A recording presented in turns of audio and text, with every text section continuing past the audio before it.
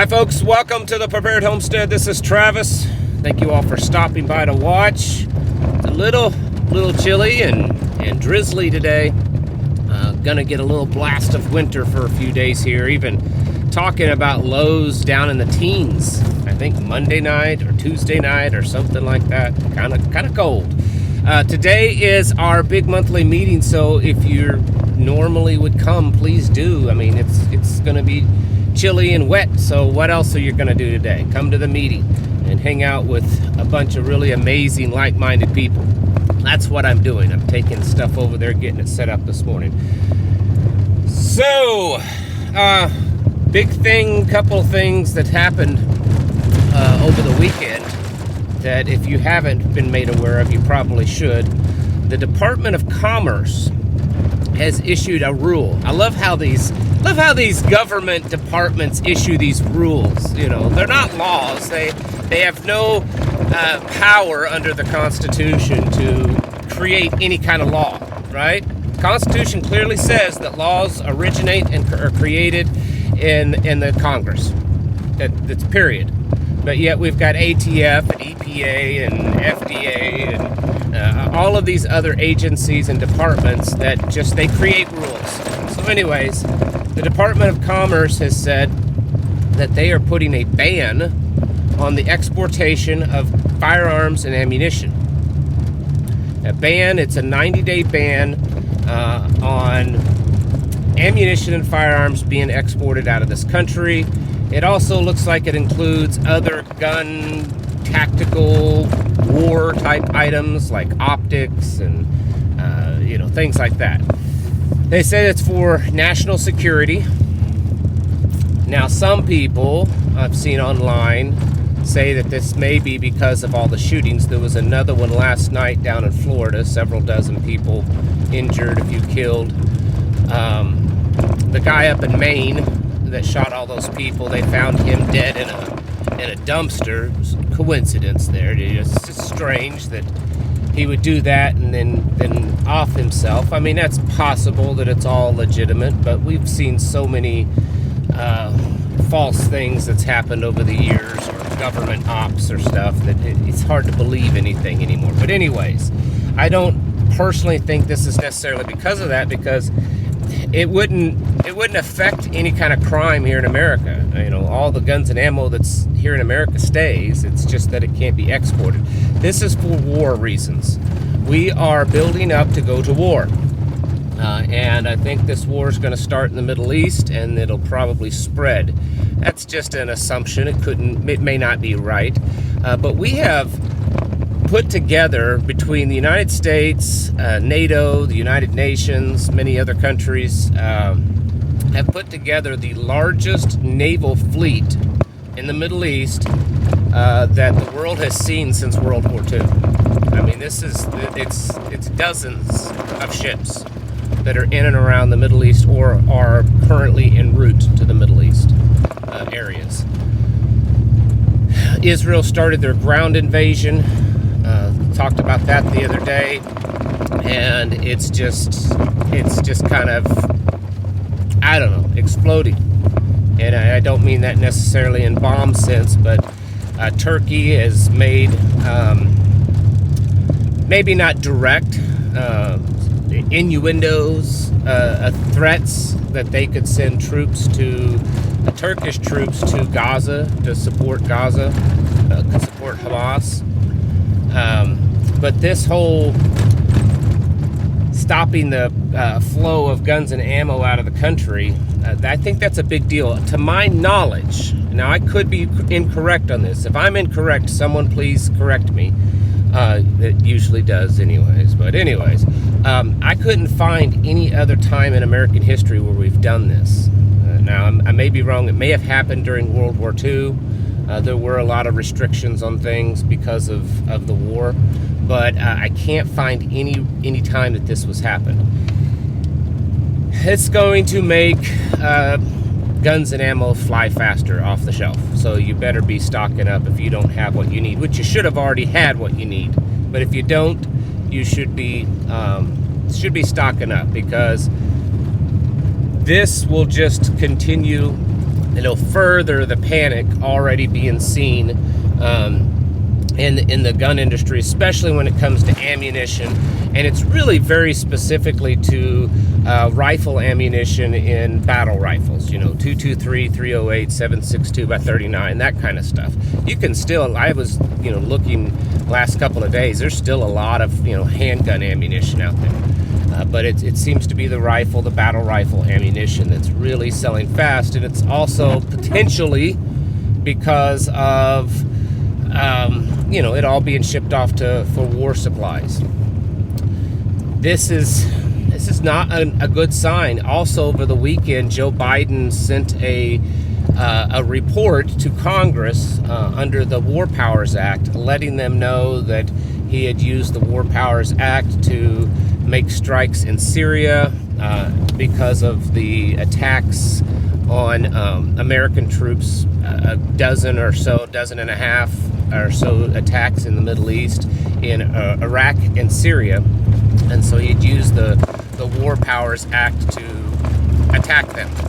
Now that's not a terribly big deal that he did that, but I mean we do strikes all the time, and how many of these War Powers Act notifications, it said something about how that they would continue to do this if the problem persists.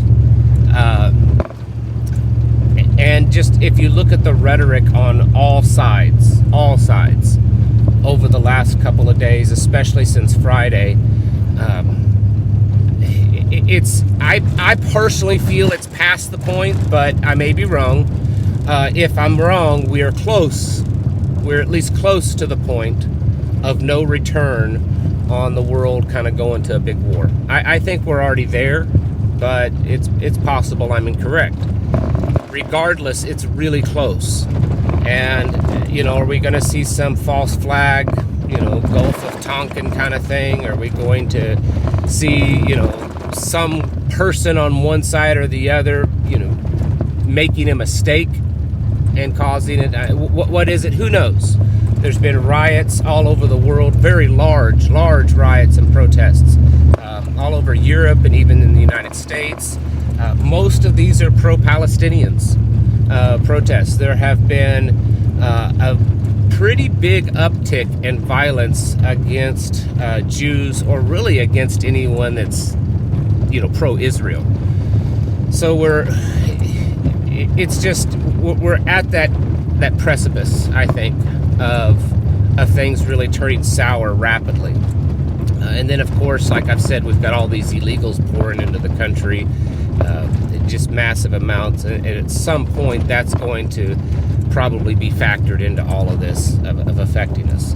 But the whole ammunition and gun thing, that's a big one. That's a real big one. They say it's only 90 days, but 90 days is quite a bit. Along with that, it's one person, a friend of mine, contacted me, and someone he knew, so I can't verify this, but it did come from a trusted source, that it works in the ammunition manufacturing industry. And he said there is absolutely no shortage whatsoever of ammunition. That these companies have literally truckloads of ammo, but it's all going to the feds. That's the thing. That it's not that there's a shortage; it's that it's all being consumed by the government.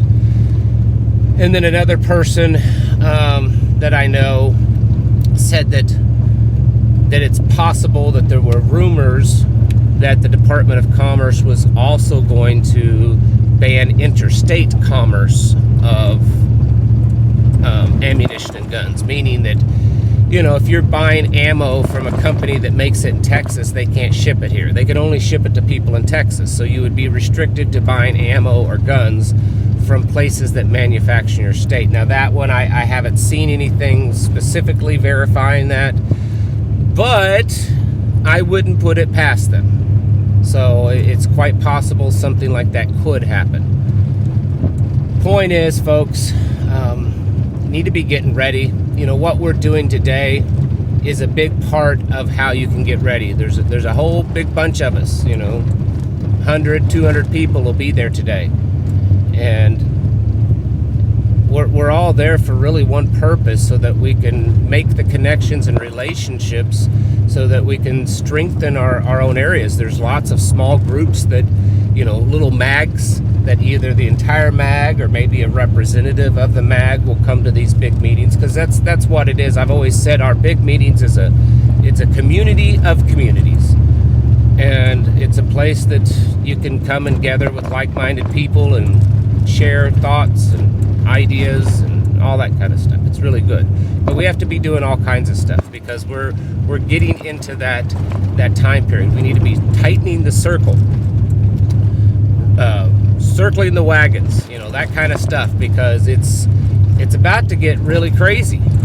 I think so. And think of how the American people in general behave. How they behave online. They're all a little neurotic and crazy and on meds and have to have their conveniences. And we've seen how they've behaved over the last few years with COVID lockdowns and vaccinations and BLM and Antifa stuff and Ukraine and Russia stuff.